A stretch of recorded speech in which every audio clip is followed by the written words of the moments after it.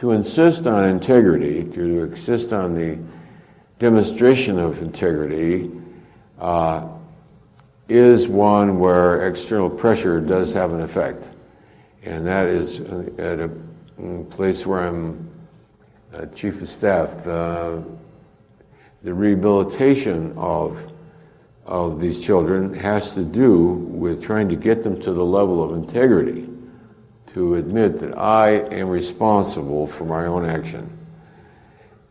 Because you can't get above integrity until you say, yes, I'm the one that did that.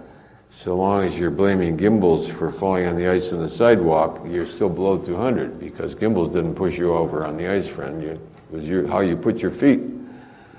You saw it was icy, you're 52 years old, and if you don't know how to put your feet on ice, you shouldn't be walking on the ice in front of Gimbals, and much less suing Gimbals. So, I mean, I've never had much sympathy for putting the blame out there because of the loss of spiritual integrity. I'm the one that was careless about where I put my feet, and if it, see what I mean? Every ding in the car, I take responsibility for. I mean, it was my thoughtlessness that allowed for it. So that kind of training we can teach our children. I think we can inspire them to become integrous and to feel the increase of power and energy that goes with integrity.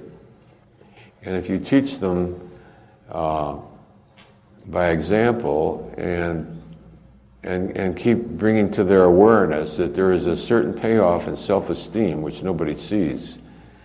Yes, you don't have to pick it up, you don't have to pick it up, you don't have to pick it up.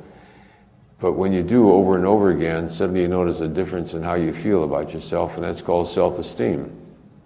So I think the building of self-esteem through integrity is something we can certainly do.